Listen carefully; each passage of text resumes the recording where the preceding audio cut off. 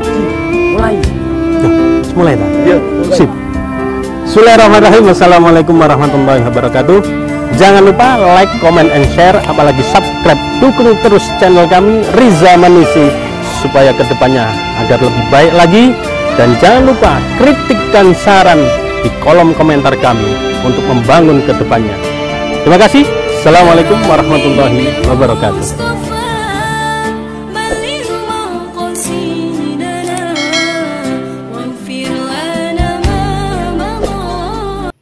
Assalamualaikum warahmatullahi wabarakatuh. Alhamdulillah, pada malam hari ini saya kedatangan tamu spesial, yaitu Bapak Haji Fahrul Riza Amari MA. Assalamualaikum, Mbak. Waalaikumsalam. Dari mana ini tadi? Alhamdulillah, ini tadi jalan-jalan dan kebetulan ingin silaturahim ke sini, Ustaz. Oke. Ya, sudah lama tidak silaturahim kita. Ini kebetulan, Mbak, saya ada sedikit unek-unek dari hati, dan ini juga merupakan suatu pertanyaan dari masyarakat umum.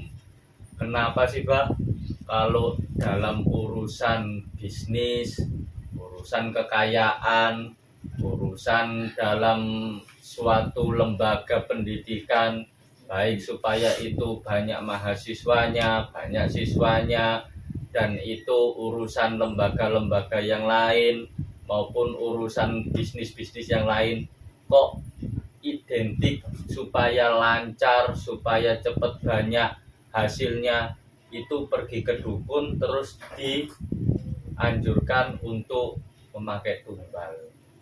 Nah, sementara tumbal sendiri itu pengertiannya seperti apa, Pak? Untuk tumbalnya, kemudian kok kenapa sih identik dengan begitu itu kenapa? Apalagi tumbalnya pakai tumbal orang lagi, kan sadis itu namanya. Monggo, Pak, dipun jelaskan. Alhamdulillah wa syukurillah, la haula wala quwata illa billah. Ustaz Dani, alhamdulillah sehat ya. Alhamdulillah. Alhamdulillah.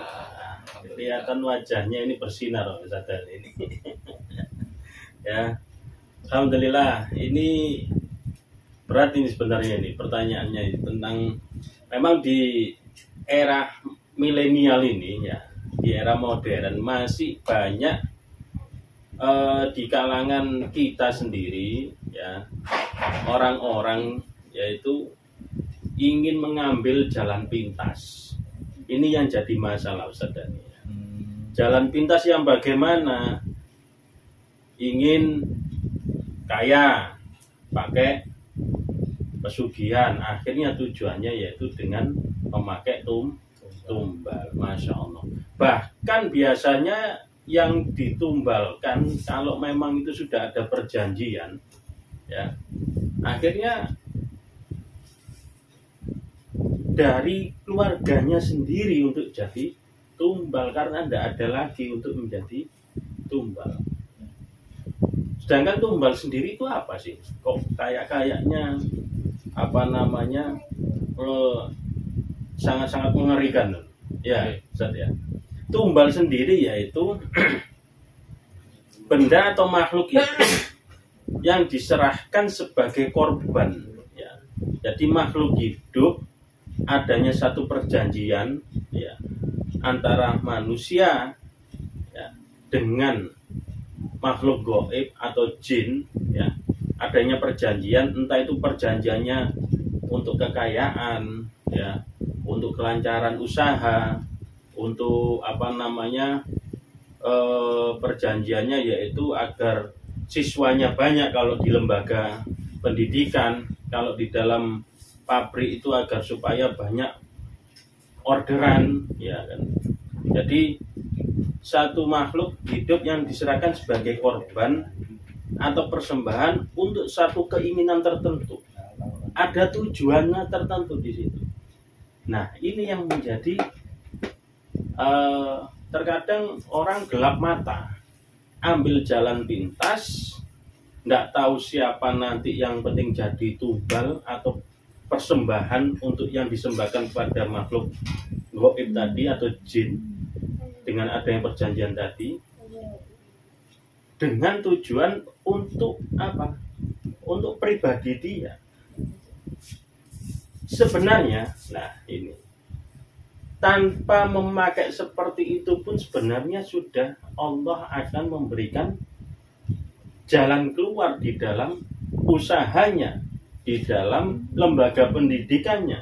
Tinggal bagaimana manusia itu meminta kepada Allah Subhanahu wa Ta'ala, seperti itu. Jadi tumbal sendiri seringkali menjadi bagian dari praktek-praktek apa? Kemusyrikan, perdukunan, ya. Dalam ada ritual khusus biasanya, ya. Jadi di situ ada perjanjian tumbalnya pakai apa? Kepala kerbau, kepala sapi, ataupun tumbal pesugihannya atau tumbal untuk lembaga pendidikan biar rame memakai nyawa manusia. Ini yang tidak disyariatkan oleh Islam itu sendiri, bahkan dilarang di dalam Islam. Seperti itu, Ustaz. Itulah yang dinamakan tumbal. Jadi seperti itu. Terus itu tadi untuk keuntungan diri sendiri, untuk keuntungan suatu bisnisnya. Kemudian misalkan ini sudah ditumbalkan ke orang tertentu, apakah sakitnya itu mengalami sebelum matinya itu mengalami sakit yang aneh atau sakit-sakit medis pada umumnya? Ini termasuk biasanya orang yang akan dijadikan tumbal, ya, biasanya ini ya, itu biasanya akan meninggal atau mati ataupun dia cacat seumur hidup, tergantung perjanjian seorang dengan goib tadi, ya. Jadi ada unsur kesengajaan di dalam pemberian apa namanya, persembahan untuk makhluk goib tadi. Ciri-cirinya biasanya, ya, ciri-cirinya tadi, kita kalau menjadi tumbal seseorang, ini ada ciri-cirinya. Salah satunya tadi Pak Ustadz Dhani bilang, apa ciri-cirinya? Dia akan mengalami sakit, ya, yang mana sakitnya tidak pernah terdeteksi oleh medis, ya. Sakitnya lama, bahkan dia tidak bisa bangun dari tempat tidur, bahkan mohon maafnya ya, BAB di situ, buang air kecil di situ, sampai tidak bisa apa namanya bangun tidur tadi, ya. Jadi tapi dideteksi oleh dokter ataupun medis itu tidak ditemukan penyakitnya. Itu salah satu cirinya orang itu nantinya tujuannya menjadi tumbal. Yang kedua yaitu dia biasanya ciri-ciri orang yang akan menjadi tumbal itu dia sering mencium aroma-aroma wewangian yang mana tidak umum, biasanya minyak wangi yang dia cium. Beda. Apa? Mencium wewangian bunga melati. Seperti itu. Atau kemenyan, ya. Kemenyan seperti itu. Baunya bau menyan terus lama, dia dimanapun berada terus mencium bau itu. Ya. Yang ketiga, akhirnya apa? Karena dia itu mencium bau seperti itu, ada dia merasa, yang ketiga cirinya ada sering dan merasa diikuti oleh sosok jin, makhluk gaib. Ya. Kemana-mana dia merasa kayaknya ada yang ikuti saya, ada yang muntuti saya. Di saat kita sendiri dalam kamar kayaknya ada yang melihat saya. Selalu diiringi, selalu didampingi oleh makhluk-makhluk gaib yang menyeramkan seperti itu. Contohnya, umpama ya, wujudnya ada binatang liar ataupun ular. Kita kayaknya pernah menghadapi satu pasien yang mana dia akan menjadi tumbal. Masih ingat ya? Yeah. Kakinya dia ini sakit, sudah dibawa ke dokter kemana-mana tidak kunjung sembuh. Ya, masih ingat itu, ada di daerah Surabaya kita. Akhirnya kita datangi, kita lihat kakinya ini kenapa kok dia terasa berat, bahkan tidak bisa berjalan pakai kursi roda atau pakai tongkat waktu itu. Akhirnya kita deteksi, ternyata di kakinya yang sebelah kiri apa kanan waktu ya? Ya, sebelah kanan. Sebelah kanannya itu ada sosok jin yang menyerupai ular yang melilit kakinya. Dan kita tanya, ketika kita deteksi dan kita tanya, ternyata sosok ular ini menunggu tumbal si ibu ini yang dililit kakinya. Nah, itulah akhirnya kita putus hubungan itu, kita lepaskan ularnya, dan alhamdulillah ibu itu sampai sekarang mengalami sehat, kesembuhan seperti itu. Jadi dia akan didampingi, merasa diiringi, diikuti terus oleh sosok makhluk jin itu sendiri. Nah, selanjutnya apa? Dia mendengar suara-suara aneh atau bisikan-bisikan, kayak suara-suara lonceng seperti itu, angklung yang kayak menyeramkan seperti itu. Itu yang berada di alam mereka. Ya, kita mulai mendengar seperti itu. Ya. Terus suara-suara aneh, bisikan, kayak telinga kita ini diembus, kayak ada yang mengembus atau ada yang ngomong seperti itu ya. Akhirnya yang terjadi apa? Gelisah dia. Ada sosok yang mengikuti, ya kan? Habis itu dia mendengar suara-suara yang aneh. Akhirnya kalau malam gelisah, tidak bisa tidur dia. Nah, kalau sudah cirinya sudah gelisah, sudah sakit, ya, sudah mendengar, tunggu tanggal mainnya. Di sini Ustaz Dhani. Tinggal nunggu kapan waktunya dia jatuhnya di situ. Inilah ganasnya tumbal itu. Bisa jadi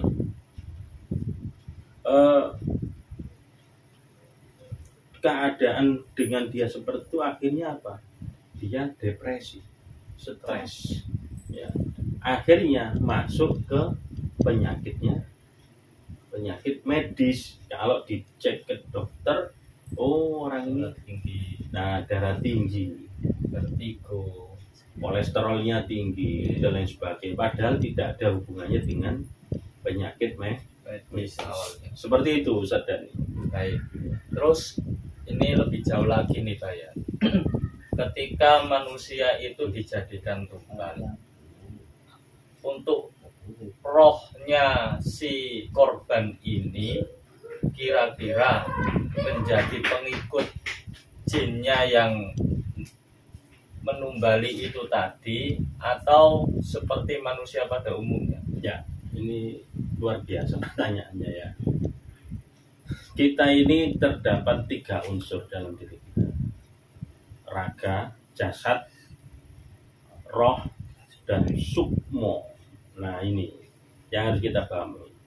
Siapapun matinya, bagaimanapun dia mati tabrakan, mati jadi tumbal, mati husnul khotimah, mati su'ul khotimah, ini sunnatullah.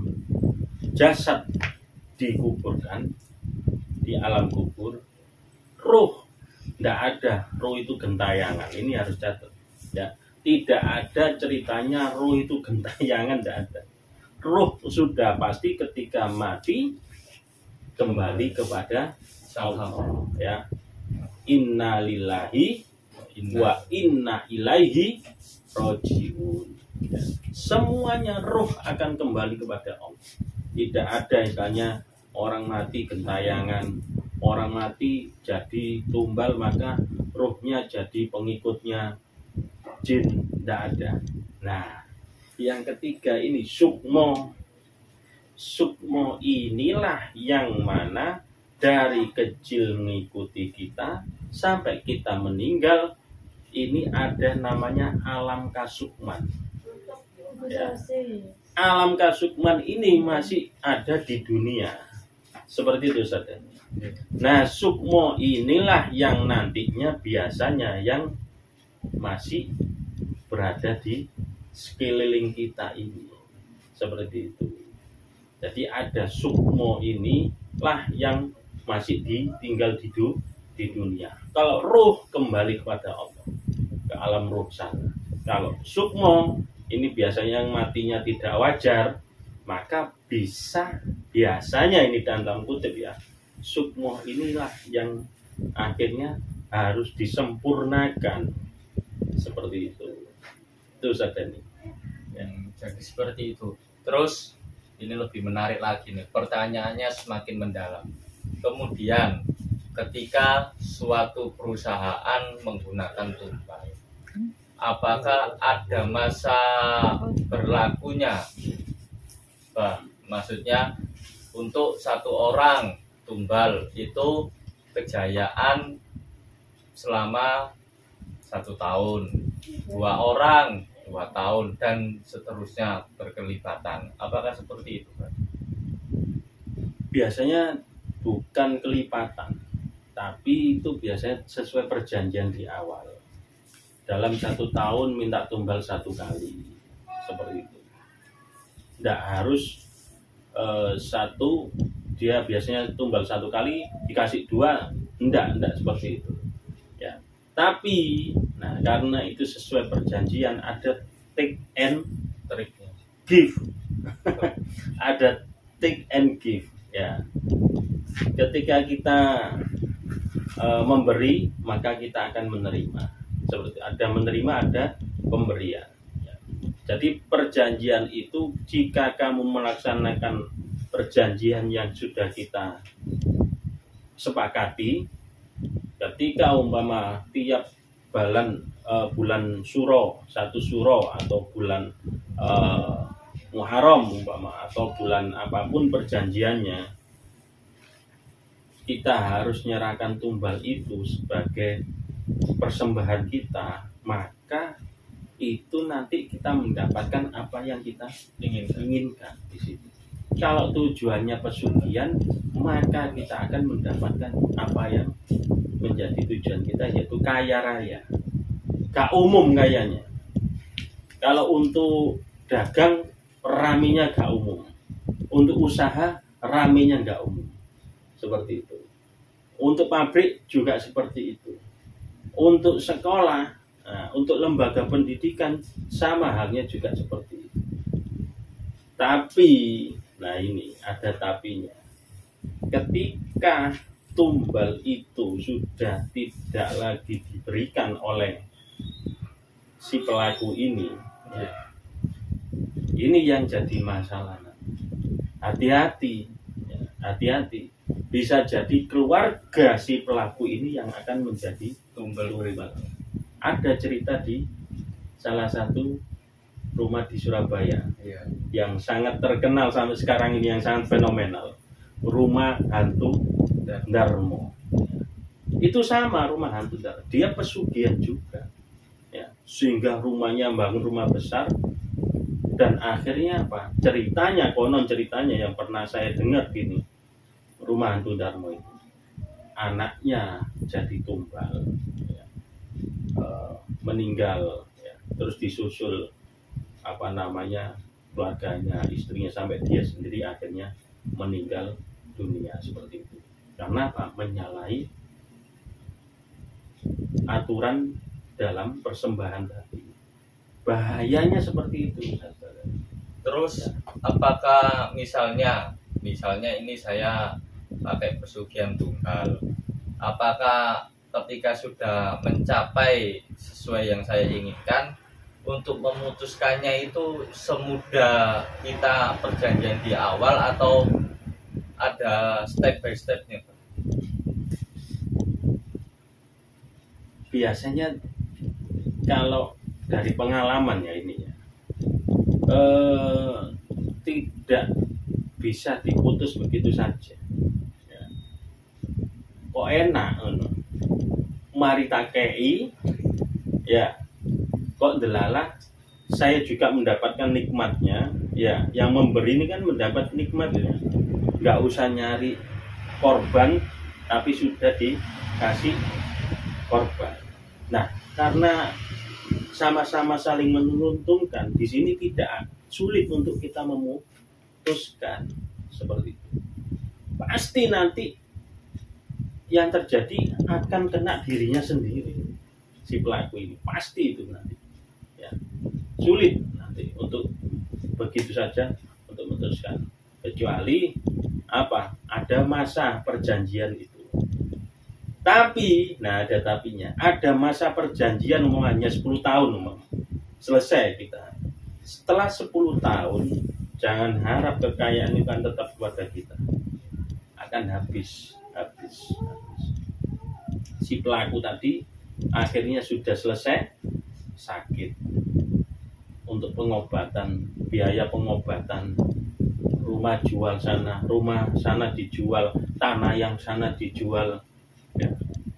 Untuk apa? Akhirnya harta yang dimiliki selama ini orang menganggap kaya itu akhirnya habis ludes, anak cucu tidak bisa merasakan apa yang didapat oleh orang tua dikarenakan apa? Memakai tumbal. Enggak akan kekal harta yang kita pakai untuk hal-hal dari hal-hal seperti itu tidak akan kekal selamanya. Lembaga pendidikan juga gitu. Di saat lembaga pendidikan memakai tumbal, memakai jasa dukun dan menggunakan tumbal, ya, bolehlah banyak yang masuk, ya. Mulai 20 orang mahasiswanya, mulai 30 orang siswanya. Suatu saat ketika ini sudah putus, akan jatuh lembaga pendidikan. Sudah banyak dan akan akhirnya apa? Padahal tidak perlu memakai itu, kita cukup ikhtiar ibadah kepada Allah, melakukan hal-hal kebaikan untuk lembaga tersebut. Kita gunakan, kita aktifkan masjidnya, kita aktifkan musolanya dengan kebaikan, ya, maka insya Allah Allah akan memberi jalan kepada diri kita. Seperti itu. Baiklah, seru ini Pak. Terus ini ada satu pertanyaan lagi nih Pak. Misalkan untuk pesugihannya itu entah menggunakan tuyul, entah menggunakan kalau kata orang Jawa kandang bubra, ya bongkar pasang rumah wis api-api, dibongkar, bu tekel sing ditetel, bu opo. Lah apakah itu termasuk juga tumbal, Pak? Termasuk kategori dalam tumbal atau beda dengan tumbal manusia tadi, atau emang itu persyaratan suatu pesugihan? Ya, itu bisa sama saja sebenarnya. Sesuatu atau bentuk barang ataupun benda mati, benda atau itu benda hidup itu sama saja. Tergantung perjanjian di awal tadi. Seperti itu. Kalaupun kandang bubra umpama, akhirnya apa? Dia bangun ketika dia beli sesuatu, ya, dan harus dihancurkan dan harus dibangun. Itu memang saya menemukan ada orang seperti itu. Akhirnya apa? Pegawainya itu sampai 10 tahun, 15 tahun, ada yang 20 tahun ya jadi pegawainya, tukang tukang kuli bangunnya itu, bangunannya itu ya itu terus ya akan selesai bangunan. Oh no, ayo bangun kono, bangun gini, bangun kono, bangun gini, ya seperti itu saudara. Jadi tapi kalau itu tidak dilakukan, ada di daerah luar Surabaya, ada saya menemukan akhirnya karena perjanjian kandang bubra tadi tidak dilakukan, dia rumah makannya mulai jatuh, ya. Sepi orang, padahal rumah makan samping jalan besarnya begitu. Kalau bis untuk bis parkir 10 bis itu masuk itu satu pun jangan bis, orang naik sepeda motor mau makan situ aja sudah malas. Nah ini karena apa? Sudah putus hubungan dengan hal-hal seperti itu. Akhirnya apa? Lama pegawainya mulai keluar, tutup, dijual, nggak akan kekal seperti itu. Itu bahasa tadi. Baik, jadi kalau kita punya usaha apapun, baik itu bisnis, urusan perusahaan, lembaga pendidikan, dan lain sebagainya, kalau untuk memenuhi yang namanya keuntungan buat kebutuhan hidup, lebih baik kita pakai jalan yang Disyariatkan oleh Allah aja. Nggak usah neko-neko, sudah hidup apa adanya. Jangan pernah tergiur dengan kehidupan duniawi yang mana akhirnya kehidupan akhirat kita kalahkan seperti itu. Jadi intinya bagaimana caranya kita ini hidup di dunia itu menjadi ibadah kita untuk sebagai bekal nanti di akhirat seperti itu. Baik pemirsa YouTube channel Riza Manise dimanapun Anda berada, itu tadi penjelasan ngobrol tentang masalah tumbal ya. Jadi untuk kita sendiri nggak perlulah kita memakai tumbal, nggak perlulah untuk urusan duniawi kita mengorbankan yang lainnya, nggak perlu. Jadi lebih baik kita berusaha yang namanya ikhtiar dan kita berdoa sesuai dengan syariat yang dianjurkan oleh agama, baik 5 agama itu. Yang penting kita memakai jalan yang benar. Baik, Abah Riza, terima kasih banyak atas kunjungannya dan silaturahminya. Sama-sama. Lain kali kita bisa berbincang-bincang lagi dengan suatu topik yang lainnya. Baik, terima kasih para pemirsa dimanapun Anda berada. Itu tadi perbincangan masalah tumbal saya dengan Bapak Haji Fahrul Riza.